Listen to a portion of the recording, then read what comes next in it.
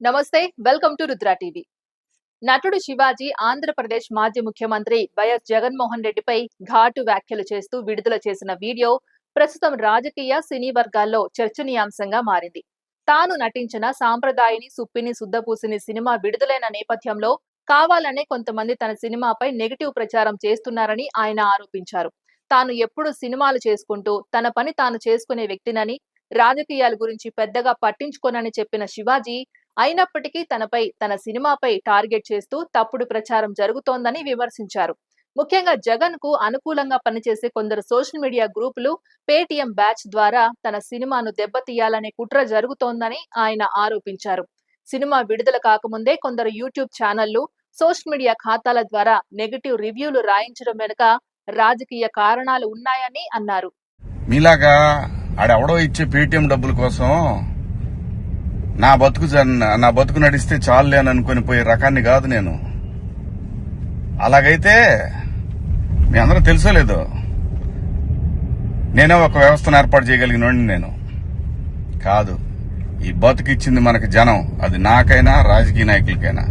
మధ్యలో పేటీఎం గాళ్ళు ఉన్నారు చూసారా మీరు, మీ అందరూ ఈ సినిమాని ఆపగలరేమో, మీరు శివాజీని ఆపలేరుగా. సినిమా రిలీజ్ కూడా కాల, ఆశ్చర్యపోయాను నేను. ఏంటి ఏదో తేడా కొడుతుంది అనుకున్నా. అయినా నేను కంప్లైంట్ ఇద్దాం అనుకున్నా. అయినా వద్దు పిల్లనాళ్ళు బాధపడటం.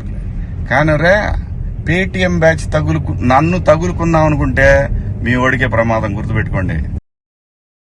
జగన్ గారు నా జోలికి రావద్దు అంటూ స్పష్టమైన హెచ్చరిక చేస్తూ వీడియో విడుదల చేసిన శివాజీ తన సినిమాను ఆపగలరేమో కానీ తనను మాత్రం ఎవరు ఆపలేరని ధైర్యంగా చెప్పారు. జగన్ అధికారంలో ఉన్న సమయంలో కూడా తనను ఏమీ చేయలేకపోయారని, ఇప్పుడు అధికారంలో లేని సమయంలో తనను అడ్డుకోవడం ఎవరి తరం కాదని వ్యాఖ్యానించారు. తాను ఎవరికీ భయపడే వ్యక్తిని కాదని, నిజాయితీగా జీవిస్తున్నానని, ఎవరూ తనను ఇబ్బంది పెట్టాలని ప్రయత్నించినా ఎదుర్కొనేందుకు సిద్ధంగా ఉన్నానని స్పష్టం చేశారు. జగన్ గారు, నేను మళ్ళీ చెప్తున్నా, నాకు రాజకీయాలు వద్దు. నాకు కావాల్సింది, నేను అమరావతి రైతుల కోసం నిలబడ్డాను, జనం కోసం నిలబడతా. అది ఏ పార్టీ అయినా, అది మీరైనా ఇంకో పార్టీ అని ఎవరైనా సరే, ఎదురొస్తే జనానికి ఎదురొస్తే మాత్రం నేను నిలబడతా. మీరంటే భయపడతామా? ఏం చేస్తారు రబ్బాయ్? మీ గవర్నమెంట్ ఉన్నప్పుడే ఏం చేయలేకపోయారు, నన్ను ఎందుకు చేయలేకపోయారు తెలుసా? పైన నేచర్ ఒకటి ఉంది రాబాయ్, రప్ప ఇవన్నీ బాగుంటాయి వీడియోల్లోనూ వాటిలో చూసుకోవటానికిను. ఎగేసుకొని మనం భుజాన రేపేదో జరుగుద్దని ఊహించుకుంటే, మనందరికంటే ప్రకృతి గొప్పది రాబాయ్, గుర్తుపెట్టుకోండి. అదే సమయంలో దేశ రాజకీయ వ్యవస్థపై కూడా ఆయన తన అభిప్రాయాన్ని వ్యక్తం చేశారు. రాజకీయ నేతలపై ఉన్న కేసుల విచారణ త్వరగా పూర్తయ్యేలా చర్యలు తీసుకోవాలని, ముఖ్యంగా సిబిఐ కేసులు ఎదుర్కొంటున్న నేతలు రాజకీయాల్లో కొనసాగడం సరైన పద్ధతి కాదని అన్నారు. ఈ విషయాన్ని దేశ ప్రధాని నరేంద్ర మోదీ దృష్టికి తీసుకువెళ్లాలని కూడా తాను భావిస్తున్నానని చెప్పారు. రాజకీయాల్లో పారదర్శకత ఉండాలంటే కేసుల విచారణ వేగంగా జరగాలని, అప్పుడే సిబిఐ వంటి సంస్థలపై ప్రజలకు నమ్మకం పెరుగుతోందని అభిప్రాయపడ్డారు. కానీ నేను మాట్లాడుకుందా ఇంక నుంచి, నేను డైరెక్ట్ గా అడుగుతా పిఎం గారినే, ఈ దేశంలో సిబిఐ మీద నమ్మకం ఉండాలంటే, సిబిఐ మీద నమ్మకం కుదరాలంటే ఫస్ట్ కేసులను రాజకీయ నాయకులందరినీ కూడా పక్కన పెట్టి, రాజకీయాల నుంచి పక్కన పెట్టి, వాళ్ళు మంచోళ్ళ చెడ్డోళ్ళ అని తేలిన తర్వాత వాళ్ళని పాలిటిక్స్ లో ఉండే విధంగా చేయగలిగితే బాగుంటదని పిఎం గారిని కూడా అడుగుదాం అనుకున్నా. ఇక నుంచి మేము రోజు అడుగుతా, ఇక నుంచి మీకు రోజు. తాను రాజకీయాల కోసం మాట్లాడడం లేదని, కానీ ప్రజలకు నష్టం జరిగే విషయాల్లో మాత్రం తన వాయిస్ ను వినిపిస్తానని శివాజీ తెలిపారు. ముఖ్యంగా అమరావతి రాజధాని అంశం తనకు చాలా ముఖ్యమని, రాజధాని కోసం భూములు ఇచ్చిన రైతుల పక్షాన ఎప్పుడూ నిలబడతానని చెప్పారు.